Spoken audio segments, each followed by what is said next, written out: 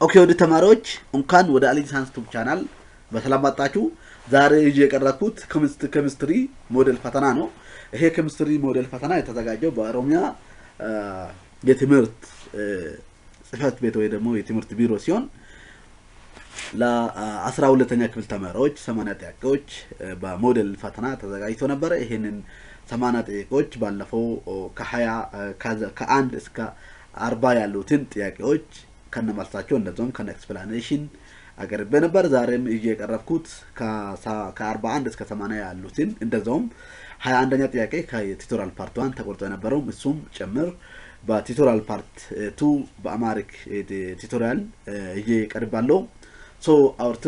today tutorial is on chemistry model exam that's prepared by Oromia Education Bureau for grade 12 with answer and also with explanation. Tutorial part 2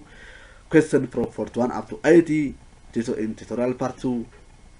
by Amharic. So don't forget ይሄንን ቪዲዮ የምታዩበት ጊዜ ማርሳት የሌለባችሁ ነገር ምንድነው VPN ደግሞ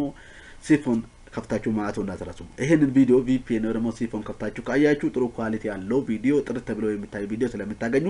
VPN በማክፈት እንድታዩ በአክብሮት ጠይቃችኋለሁ። እንደዛውም አሊ ሳይንስ ዩቲዩብ ቻናል ይሄንን ቪዲዮ ላይክ በማድረግ አሊ ሳይንስ ዩቲዩብ ቻናል ሰብስክራይብ በማድረግ አሊ ሳይንስ ዩቲዩብ ቻናል ቤተሰብ ሁኑ። ይሄ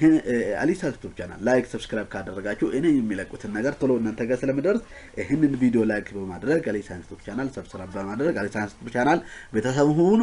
So let us start our tutorial on chemistry model exam with answer and also with explanation. So let us start. Question number 21. The pressure of gas in a cylinder when heated to temperature of 250 Kelvin is 1.5 atmosphere. What is the initial temperature of gas if its initial pressure was 1 atmosphere? ስለዚህ አንድ ጋዝ ሲሊንደር ውስጥ ያለው ስናሞቅ በ250 ኬልቪን ቴምፕሬቸር ስናሞቅ አትሞስፌሩ 1.5 ይሆን ነው ማለት ነው። ቴምፕሬቸር አትሞስፌሩ 1 ከሆነ የመጀመሪያ ቴምፕሬቸሩ 1 ከሆነ ኢኒሻል ቴምፕሬቸሩ ስንት ሊሆን ይችላል ይላል። ሶ the answer should be A 166.67 ኬልቪን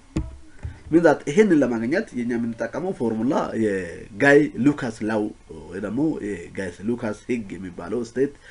pressure 1 over temperature 1 is equal to pressure 2 over temperature 2 የሚባለውን ማጠቀም አለብን ማለት ነው። ይሄንን ስንጠቀም ይሄ ሪአሬንጅ በማድረግ ስንጠቀም ጊቨን አለን። ጊቨን pressure 1 1 ነው ወይ ኢኒሻል ፕሬሸሩ 1 አትሞስፌር ነው። ቴምፕሬቸር የለንም ማለት ነው። ኢኒሻል ቴምፕሬቸር የለንም ተፈላጊ እሱ ነው ማለት ነው። ፕሬሸር 2 1.5 አትሞስፌር ነው። ቴምፕሬቸር 2 250 ኬልቪን ነው። ስለዚህ ይሄንን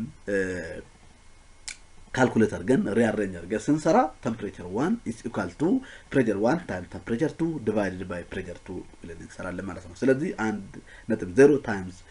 250 ሲካፈል 1.5 የሚሰጠን 166.67 ኬልቪን ይሰጠናል ማለት ነው። So the answer should be perfectly A 166.67 Kelvin. Question number 41. An element has 3 isotopes. And element 3 isotopes አሉ። አንደኛ 10 ማሱ 10 አቶሚክ ዩኒት አባንዳንስ 2% ነው። ሁለተኛ አቶሚክ ማሱ 20 ነው፣ አባንዳንሱ 95 ነው። ሶስተኛ አቶሚክ ማሱ 30 ነው፣ አባንዳንሱ 3% ነው። ስለዚህ ይሄንን ስናይ ከዚህ ወጥ ጀምረን which of the following is most likely to atomic mass of the element without any calculation? ስለዚህ ምንም ካልኩሌሽን ሳንጠቀም atomic mass of element በጣም የሚገኝ most የሆነው የትኛው ነው? በአብዛኛው የሚገኘው የትኛው ነው ይላል። So that should be about 20 atomic mass unit because the heaviest isotope is most abundant which is 95%. So that should be perfectly B. Means that most likely atomic mass of the element is about 20 atomic mass unit because heaviest isotope is most abundant. That's not the answer. So read why they not. Question number 42. What is the period and group of element with atomic number is 90? አንድ ኤሌመንት አቶሚክ ነምበሩ 19 ከሆነ ፕሬዱና ግሩፑ ስንት ሊሆን ይችላል ይላል። So that should be B. It is period is 4 and the group is first and S block metal. means that the element with atomic number 19 ያለው አንድ element atomic mass number 19 ነው potassium ነው potassium በኤሌክትሮ ኮንፊግሬሽን ስንሰራ SPD AP notation ተጠቅመን ስንሰራ 1s2 2s2 2p6 3s2 3p6 እና 4s1 ነው ማለት ነው ስለዚህ ፕሬድ እና ግሩፕ አይደንቲፋይ ለማድረግ የመጨረሻው ኤሌክትሮን ኮንፊግሬሽን እንጠቀማለን ማለት ነው የመጨረሻው ኤሌክትሮን ኮንፊግሬሽን ስንጠቀም ፕሬዱ 4 ነው ማለት ነው የሚገኘው s ብሎክ ሜታል ውስጥ ነው እንደዛውም ግሩፑ የመጨረሻ ላይ የምትገኘው ያቺ አት and power ላይ የምትገኘው አንድ ነች ማለት ነው ስለዚህ ግሩፕ አንድ ነው ማለት ነው so that should be perfectly be question number 43 how does atomic radius changes as you move down a group in periodic table and why atomic radius ከግሩፕ ከላይ ወደ ታች ስንወርድ periodic table ውስጥ atomic radius ይቀያየራል ይሄ ለምንድን ነው ይላል so that should be c it increases due to available of more number of shell ስለዚህ atomic radius ወይ atomic size የምንለው ዳውን ግሩፕ ስንሄድ periodic table ውስጥ እየጨመረ ይሄዳል ማለት ነው ይሄ ብዙ number of shells ስለሚገኙበት ማለት ነው so that you perfectly see question number 44 which of the following statement is true about non-polar covalent molecules ስለ non ከመከተሉት ውስጥ ስለ non polar covalent bond እውነተኛ የሆነው አረፍተ ነገር የትኛው ነው ላል so that should be d they have equally sharing of electrons means that non polar covalent bond የምንላቸው የሚገኙበት አቶሞቹ equally electron shares የሚያደርጉበት balance charge distribution ያለበት ነው ማለት ነው so non polar ማለት እንደዛ ነው ማለት ነው እንደዛውም a b c መልሲያ ነው ያልሆኑበት ምክንያት ጽፋለሁ already ዘመር so question number 45 a student needed to determine which compound has highest boiling point from the given compound hydrogen sulfide carbon dioxide ammonia and methane based on your understanding of intermolecular force which option would you recommend and why አንድ ተማሪ በከፍተኛ boiling point ያለው ኮምፓውንድ ለማለየት ከፈለገ የተሰጠው ኮምፓውንድ ሃይድሮጅን ሰልፋይድ ካርቦን ዳይኦክሳይድ አሞኒያ እና ሚቴን ከሆነ intermolecular force አንደርስታንድ በማድረግ የትኛው ሃይ ቦይሊንግ ፖይንት ሊኖር ይችላል ይላል so that should be C ammonia because it forms a strong hydrogen bonds means that ammonia ያለው ሃይድሮጅን ቦንዲንግ strongest intermolecular force አለው ይሄ ደግሞ ከፍተኛ ቦይሊንግ ፖይንት እንዲኖር ያደርጋል ማለት ነው so that should be perfectly see question number 46 what does law conservation of mass state law conservation of mass የሚለው ምን ይላል ደግሞ state የሚያደርጉ ምንድነው ይላል so that should be b the total mass of reactant and product are equal in balanced chemical reaction ስለዚህ law conservation of mass ምን ይላል የሪአክታንት እና ፕሮዳክት አንድ ኢኩሊብሪየም ሪአክሽን ውስጥ ቶታል ማሳቸው እኩል ነው ሪአክታንት ውስጥ ያለውና ፕሮዳክት ውስጥ ያለው ቶታል ማስ እኩል ነው ስለዚህ እዚህ ሪአክሽን ውስጥ አንድ ማተር አይጠፋም እንደዚሁም አዲስም አይፈጠርም የሚል ይዞ የሚሄድ ስቴትመንት ነው ማለት ነው so that you perfectly be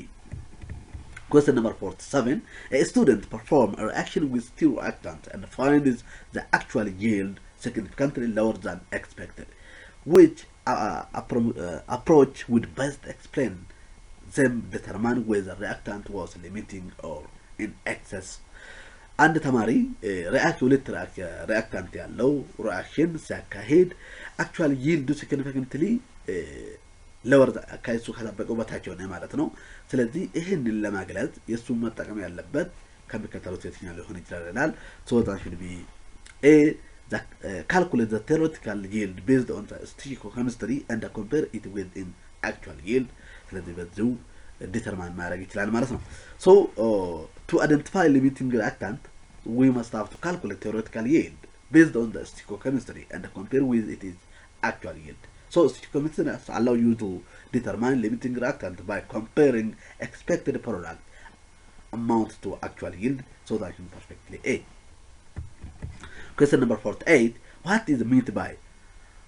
amphipotric species ማለት ምን ማለት ነው ላል so that should be a species that could donate proton acid or accept proton base ስለዚህ አንድ species proton donate in the acid ወይ ደግሞ accept proton የሚያደርገው ቤዝ ያለው ይሄንን ያለው ባህሪ አንድ species ወይ ፕሮቶን የሚሰጥ ወይ ደግሞ ፕሮቶን የሚቀበል ከሆነ እሱ amphipotric species ተብሎ ይታወቃል ማለት ነው so that is perfectly a means that amphipotric species can be act as both acid and base water can donate hydrogen ion or accept hydrogen ion so that is perfectly a question number 49 in each of the following reaction listed below identify the correct Bronsted-Lowry acid base reaction ከሚከተሉት reaction ውስጥ Bronsted-Lowry acid base reaction የተከተለው ወይ ደግሞ እውነተኛ ልክ እንደሱ እውነተኛ የሆነው የትኛው ነው ላል so that should be a means that the correct Bronsted-Lowry acid base reaction in here the acetic acid donate protons which as Bronsted-Lowry acid and hydrogen water accept proton forming hydride ion and this is Bronsted-Lowry base so that is perfectly A. Question number 50 in the reaction acetic acid reacts with water and gives acetate ion and hydride ion what is the acid base conjugate pair involving in the reaction ስለዚህ ይሄ reaction ውስጥ acetic acid ከውሃ ጋራ react ሲያደርግ acetate ion እና hydride ion ይሰጡላል ስለዚህ acid base conjugated pair involved የሆነው ይሄ reaction ውስጥ የትኛው ሊሆን ይችላል የትኛው ነው ላል so that should be D water and hydride ion so they are acid base conjugated pair means that this reaction ውስጥ ይሄን reaction ውስጥ ሁለት conjugated acid base እናገኛለን ማለት ነው አንደኛ water እና hydride ion ነው ሌላ ደግሞ acetic acid እና acetate ion ነው so that should be perfectly D. Question number 51 a solution has a hydroxide ion concentration of hydroxide ion which is equal to 2.5 times 10 raised to minus 3 molar using Kw 1.0 times 10 raised to minus 40 how would you determine hydronium ion concentration at 25 degrees Celsius ስለዚህ አንድ ሶሉሽን hydroxide ion concentration 2.5 times 10 raised to minus 3 molar ካለና Kw ያለው ነው 1.10 raised to minus times 10 raised to minus 40 ተጠቅመን hydronium ion concentration በ25 ዲግሪ ሴልሺየስ እንዴት ዲተርማይን እናደርጋለን ወይ ደግሞ ስንት ይሆናል ነው so that should be a hydronium ion is equal to 1.0 times 10 raised to minus 40 divided by 2.5 times 10 raised to minus 3 means that ስለዚህ ይሄ correct answer ስንሰራ hydronium ion 1.0 times 10 raised to minus 40 divided by 2.5 times 10 raised to minus 3 አርገን እንሰራለን ማለት ነው at 25 degrees Celsius ion product constant for water is which is Kw what we have to find hydronium ion so we must have to rearrange this question which is hydronium ion is equal to Kw over hydroxide ion which when we substitute it with the given value hydronium ion is equal to 1.0 times 10 raised to minus 40 divided by 2.5 times raised to minus 3 so that is perfectly A. Question number 52 if a 0.05 molar solution of barium hydroxide completely dissolves the water what is hydroxyl ion and pH so that should be B hydroxyl ion is equal to 0.10 molar and also pH is for 13 or 30 means that ይሄንን ስንሰራ ይሄን solution ውስጥ barium hydroxide dissociate ሲሆን hydroxyl ion 0.10 molar pH 13 ይሆናል ማለት ነው ይሄንን ለማስራት መጀመሪያ using pH ሎጉን ተጠቅመን pH አንድ እናገኛለን ስለዚህ ከዛ ከ11 አንድ ስንቀንስ 13 እናገኛለን ማለት ነው so the answer perfectly B question number 53 two students argue about the hydroxyl ion concentration in a solution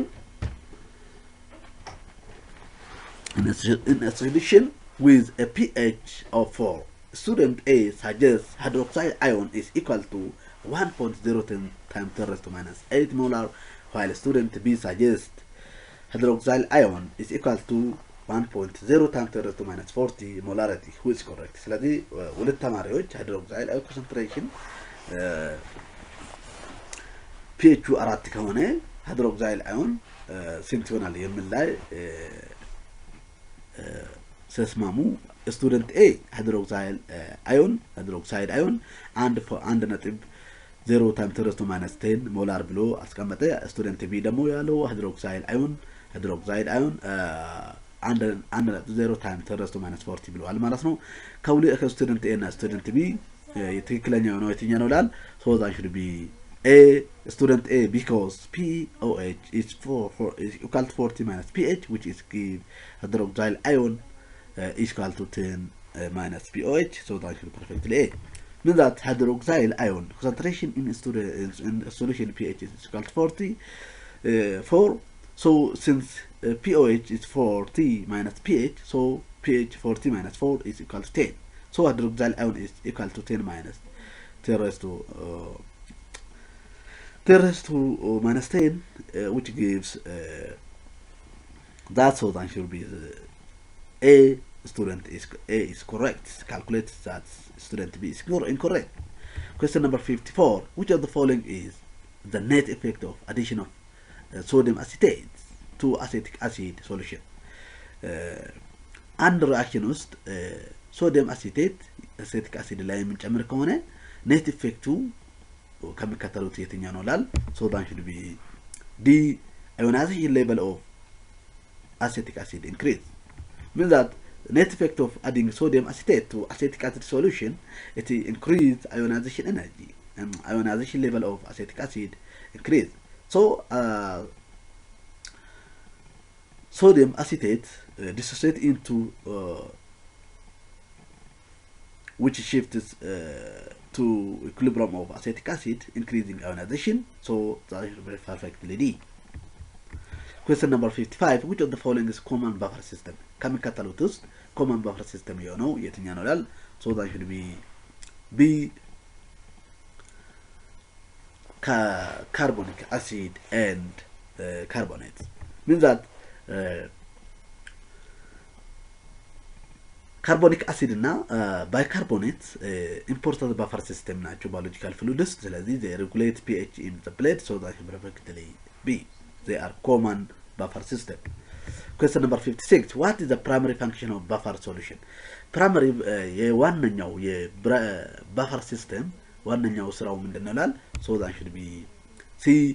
to resist pH changes when acid or base are added ስለዚህ buffer system ዋናው ጥቅሙ ምንድነው አሲድ ወይ ደግሞ ቤዝ ሲጨመርበት pH እንዳይቀየር የሚከላከለው ማለት ነው so that should be perfectly C question number 57 if you mix acetic acid with sodium acetate what will be resulting solution acetic acid እና sodium acetate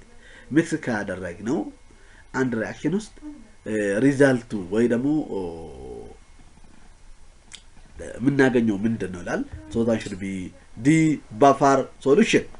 so mixing acetic acid with sodium acetate in buffer solution it gives buffer solution means that acetic acid and sodium acetate create a buffer since acetic acid acts as weak acid and forming acetate ion forming and also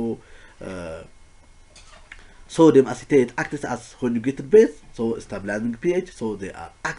their reaction resulting in buffer solution question number 58 which of the following is correct difference between soap and detergent ከመከተሉት ውስጥ ስለ ሳሙናና ዲተርጀንት ዲፈረንሳቸው ወይ ደግሞ የነሱ ልዩነት ትክክለኛ የሆነው የትኛው ነው ላል so that should be C soap do not work well in hard water but detergent work better in hard water. So that should be C. Means that የሳሙናና ዲተርጀንት የምንላቸው የፍሳሽ ሳሙናዎች ልዩነታቸው ምንድነው? ሳሙናው ሃርድ ወተር ውስጥ በደንብ አይሰራም፣ ግን ዲተርጀንት ሞር ቤተር ነው ማለት ነው ዛዳ ሃርድ ወተር ውስጥ። So that should be perfectly, the answer should be perfectly C. Question number 59. If a buffer solution has pH of 7.4 and additional a small amount of hydrochloric acid is added, what will be likely to happen? So and buffer solution ያለው pH 7.4 ከሆነ hydrochloric acid በትንሹ እዚህ ላይ ከጨመር ነው ይሄ reaction ምን ሊሆን ይችላል ይላል። So that should be A. The pH will slightly decrease. Means that the effect of adding small amount of hydrochloric acid to buffer solution, which is pH 7.4, when we add ስለዚህ hydrochloric acid ከጨመር ነው pH በትንሹ እየቀነሰ ይሄዳል ማለት ነው። ምክንያቱም ይሄ አሲድ እየጨመረ ሲነድ pH ከከፍተኛ ወደ ዝቅ እያለ ይሄዳል ማለት ነው። So that should be perfectly A. Question number 60. Why is bicarbonate buffer system essential in human blood? Bicarbonate buffer system የሰው ደም ውስጥ ለምን ተፈላጊ ሆነ ይላል። So that should be B. It maintain blood pH within a narrow pH range. Means that bicarbonate buffer system ደም ውስጥ ያስፈልግበት ምክንያት pH በናሮ ቼንጅ በላይ እንዳይቀየር ይከለክላል። ስለዚህ pH ይጠብቃል ማለት ነው። So bicarbonate buffer system regulate pH, blood pH which is 7.4 by balancing carbon dioxide, carbonate and carbonic acid level. So that should perfectly be.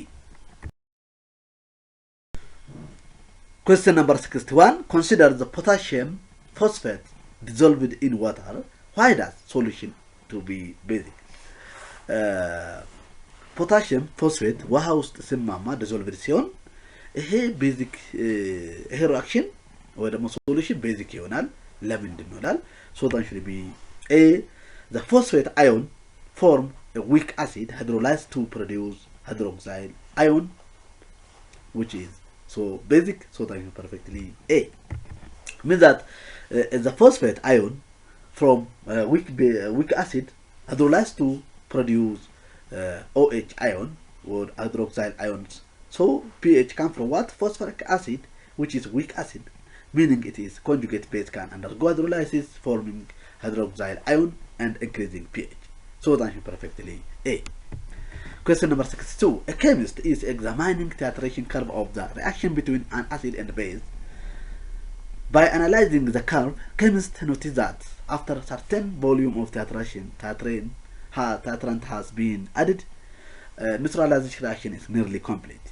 Based on your analysis of titration data, which statement best defines the equivalency point? And chemist titration curve reaction ተጠቅሞ አሲድ እና ቤዝ መሃል ያለው ኤግዛማይን ሲያደርግ ካርቦን አናላይዝ ሲያደርግ ኬሚስቱ ታትሬሽን ቮሊዩም አደሰ ያደረገ ሲሄድ ኒውትራላይዜሽን ሪአክሽን መጨረሻ ላይ ኮምፕሊት ከሆነ ይሄንን አናላይሲስ ላይ ታትሬሽን ዳታ አናላይሲስ ላይ ዲፔንድ ሆነን ይሄንን ስቴትመንት በደንብ ሊገልጽ ይችላል። ኢኩቫለንስ ፖይንት በደንብ ሊገልጽ የሚችለው የትኛው ምርጫ ነው ላል so that should be A. Amount of titrant and amount of analyte in a sample is equal to a sample. Means that ይሄንን ኢኩቫለንስ ፖይንት titration ለማግለጽ amount of titrant ከአማውንት ኦፍ አናላይት ኢን ሳምፕል ጋር እኩል ነው ማለት ነው። ስለዚህ ኢኩቫለንስ ሬት የሚሆነው አሲድ ቤዝ ኒውትራላይዝ ሆኖ ኮምፕሊት ሆኖ መጨረሻ ላይ ኮምፕሊት ሆኖበት ከሆነ ስለዚህ ሞል ኦፍ ቲትራንት አዲድ ከሞል ኦፍ አናላይት ፕሬዘንት ጋር እኩል ይሆናል ማለት ነው። Question number 63. Which of the following is true about titration of 50 ml of 0.5 molarity of acetic acid? Ka is equal to 1.8 times 10 to minus 5 with 0.25 molarity of sodium hydroxide when pK is equal to 4.74. ስለዚህ አንድ ሳቹሬሽን ያለው 50 ml of የአሴቲክ አሲድ 0.5 molarity ከሆነ Ka 1.8 times 10 to minus 5 ከሆነ የሶዲየም ሃይድሮክሳይድ ደግሞ ውልን 4.25 ከሆነ ስለዚህ ፒኬኤ 4.74 ከሆነ ስለዚህ በዚሁ ስለዚህ saturation እውነተኛ የሆነው የትኛው ነው ይላል so that should be C pH at equivalence point is greater than 7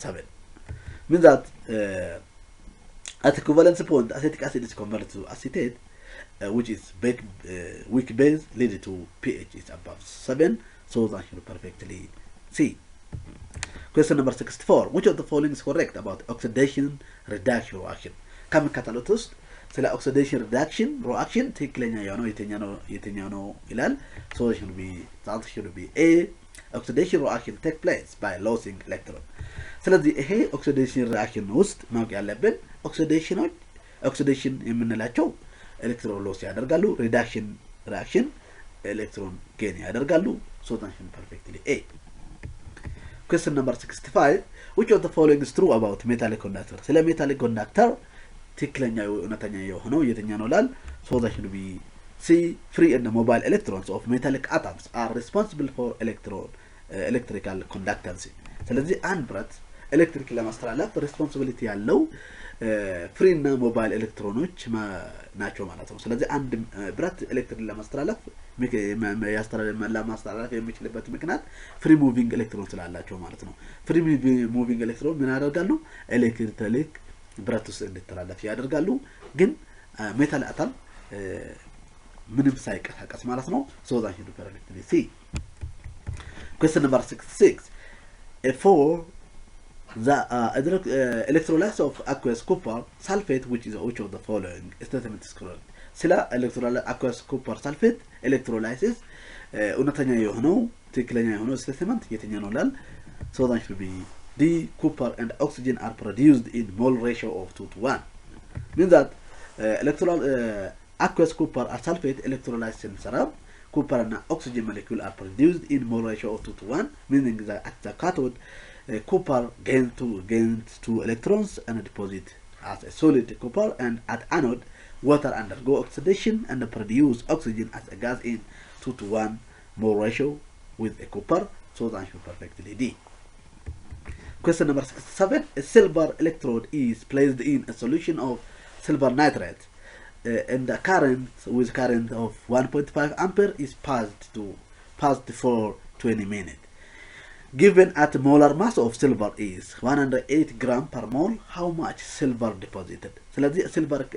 electrode in placed solution ውስጥ እናስቀምጥ silver nitrate በ1.5 አምፔር ለ20 ደቂቃ ስትላለፍ ቆየ ስለዚህ ሞላር ማሱ የሲልቨር ሞላር ማሱ 108 ግራም ፐር ሞል ከሆነ የሲልቨር ዲፖዚቱ ስንት ይሆናል ነው so that should be C 2.01 gram means that silver deposition ለማስራት Faraday's law እንጠቀማለን ማለት ነው Faraday's law is equal to the deposit is equal to current times time times molar divided by electric gains times Faraday's constant so when we calculating by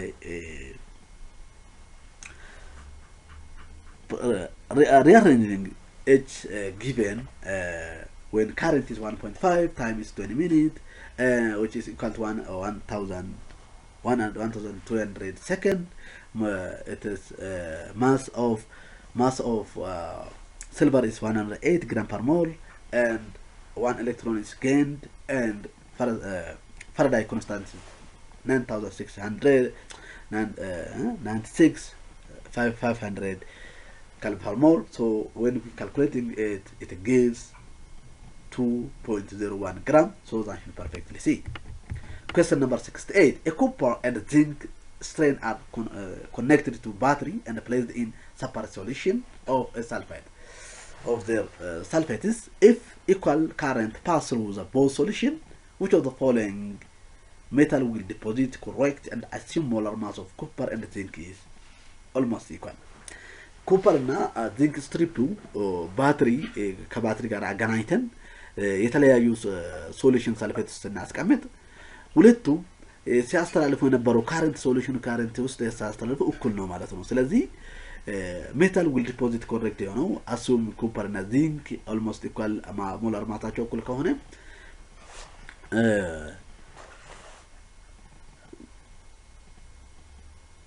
የትኛው ሜታል ዲፖዚት ኮሬክትሊ ይሆናል ይላል so that should be C copper that requires for electron per ion to deposit means that metal deposition with equal current copper means that copper requires 2 electron per ions to reduce solid copper zinc also requires 2 electron per ions to as well but copper deposit more readily due to electrode potential difference so that you perfectly see question number 69 what is Faraday's first law of electrolysis Faraday's first law of electrolysis so that should be the amount of substance deposited is directly proportional to charge passed through the cell means that mass deposit is proportional to current times time meaning higher charge more deposition so that should be perfectly D question number 70 the process of electro refining of copper involves electrolysis what is the primary purpose of this process in industry electrofying copper electrolysis ለማድረግ እንጠቀማለን ስለዚህ የኤሌክትሮላይሲስ እዚህ ጥቅም ውስጥ ኢንዱስትሪ ውስጥ ምንድነው ይላል so that should be to improve to remove impurity from the copper ስለዚህ electrolysis electro refining copper electrolysis ውስጥ የምንጠቀምበት ምክንያት copper purifying ለማድረግ ነው ማለት ነው ስለዚህ አላስፈላጊ ነገሮችን ከኮፐር እንዲጠፉ ለማድረግ ነው so refining it is called activity so that should be perfectly D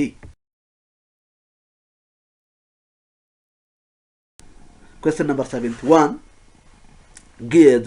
given the challenge of corrosion in a metal product evaluate that the effectiveness of electroplating is preventing rust formation compared to that of protective method used in manufacturing industry ስለዚህ አንድ ኢንዱስትሪ ውስጥ ሁለት ነገሮች የምንጠቀም ከሆነ ኤሌክትሮፕሌቲንግ እና ፕሮቴክቲቭ ሜተድ ወይ ደግሞ ጋልቫናይዜሽን የምንጠቀም ከሆነ ሞር ከዚህ ጋር ተያይዞ ቻሌንጅ ኮሬጅን የማደርገው ሞር ተጠቃሚ ወይ ደግሞ ሞር ኢፌክቲቭነስ የሆነው የትኛው ነው ይላል so that should be electrolysis electroplating is less effective than galvanization because it requires more maintenance so that it perfectly B means that electroplating እና preventing rust የሚያደርገው effectiveness ምክንያቱም electroplating less effective than that of galvanization ይሄ ምክንያቱ ምንድነው more maintenance ስለሚፈልግ ማለት ነው so electroplating deposits a thin layer of metal such as nickel or chromium onto another metal to protect against corrosion galvanization which is coats metal with zinc provide better rust protection and less requires less upkeep so that you perfectly be question number 72 which of the following statement is correctly distinguished between primary and secondary cell ስለ ባትሪ primary እና secondary ሴሎች ልዩነታቸው በትክክል የገለጸው የትኛው ነው ይላል so that should be C primary cell are for single use while secondary cell are can be recharged means that primary cell ባትሪ የምንላቸው አንድ ጊዜ ከተጠቀምነው በቃ ይንጠላል ማለት ነው means that primary cell alkaline battery የምንላቸው ማለት ነው cannot be recharged ተመልሶ ቻርጅ ማድረግ አይችልም ማለት ነው ግን secondary cell battery የምንላቸው lithium ion battery የምንላቸው ናቸው ስለዚህ እነሱ ሪቻርጅ አድርገን ኤሌክትሪክ ካረንት ተጠቅመን ቻርጅ እያደረግን ማጠቀም እንችላለን ማለት ነው ግን secondary ሴሎች አንድ ከተጠቀምነው ማጣል ነው ድጋሚ ቻርጅ ማድረግ አንችልም ማለት ነው so that should be perfectly C question number 73 in galvanic cell why does oxidation occur at cathode galvanic cells oxidation at cathode ለምን ይፈጠራል ይላል so that should be B because electrons are sourced from anode and enter to cathode means that oxidation occur at cathode where electrons are lost by metal and travel to cathode via external circuit so that should perfectly be question number 74 which of the following is best describing difference between electrolytic and galvanic cell ስለ galvanic electrolytic እና galvanic cell ዲፈረንሳቸው ወይ ለየነታቸው በደንብ የገለጸው የትኛው ምርጫ ላይ ነው ይላል so that should be A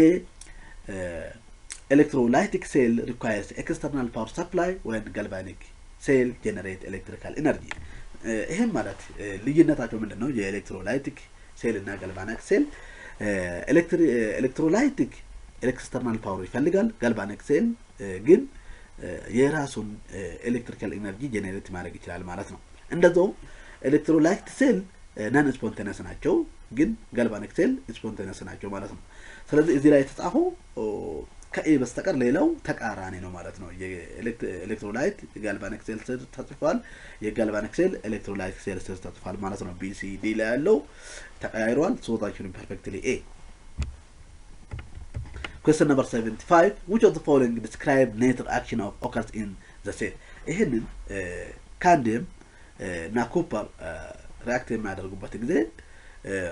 ይሄን ሪአክሽን ውስጥ በትክክል ኔትር አክሽን የገለጸው የትኛው ነው ላል so that should be C copper ion plus candium it gives copper plus candium ion so that should be perfectly C means that nether action in galvanic cell copper ion plus candium it gives copper and candium ion in this cell candium is oxidized to by losing electrons and while copper is reduced to gaining electrons so that it will be perfectly C. Question number 76 what is the primary contribution of industrial chemistry to society industrial chemistry ዋነኛው ጥቅሙ ለህዝብ አስተዋጽኦ የሚያደርገው ምንድነው ላል so that should be producing materials essential for daily life ስለዚህ በየቀኑ ህዝብ የሚጠቀመው ማቴሪያሎችን በማምረት ህዝቡን ይጠቅማል ማለት ነው means that the primary contribution of chemistry industrial chemistry producing materials that are essential for daily life so industrial chemistry is responsible for manufacturing essential products like medicine fertilizers fuels plastics and textiles which support daily life and various industries so that you perfectly be question number 77 which of the following is renewable resource ከሚከተሉት ውስጥ ታዳሽ የሆነው ተፈጥሮ ሀብት የትኛው ነው ላል so that should be C solar energy means that solar energy is renewable meaning it can be replenished naturally and sustainably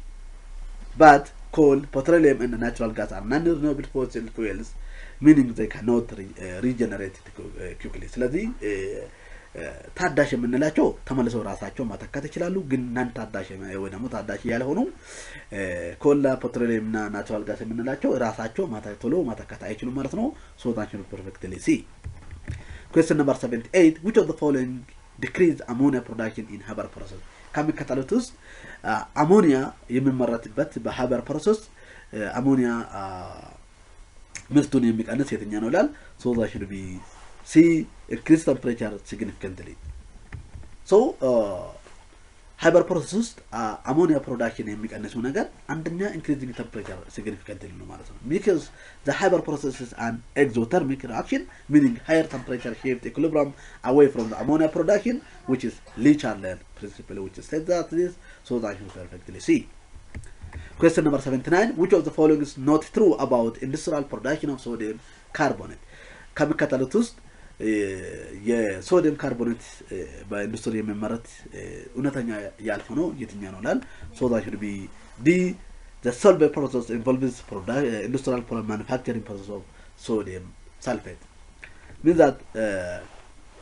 one እዚህ ውስጥ አሁን ትክክል ያልሆነ ሶዲየም ካርቦኔት በኢንዱስትሪ ሲመረትበት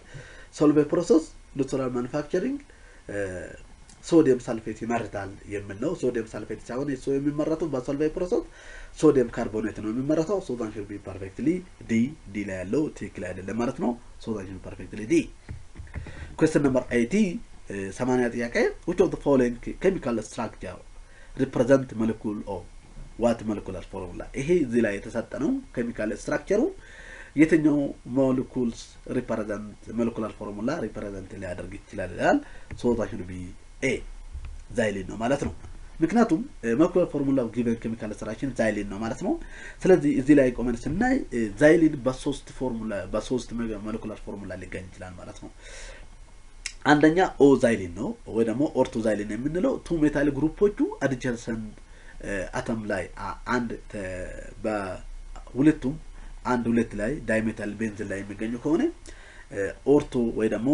ኦዛይሊን ብለን እንጠራለን ማለት ነው። ዛሬ የተሰጠነው ምንድነው ኤምዛይሊን ነው። እሱም ቱ ሜታል ግሩፕ በአንድ ካርበን ሰፓሬትን ሆነው ቤንዚን ላይ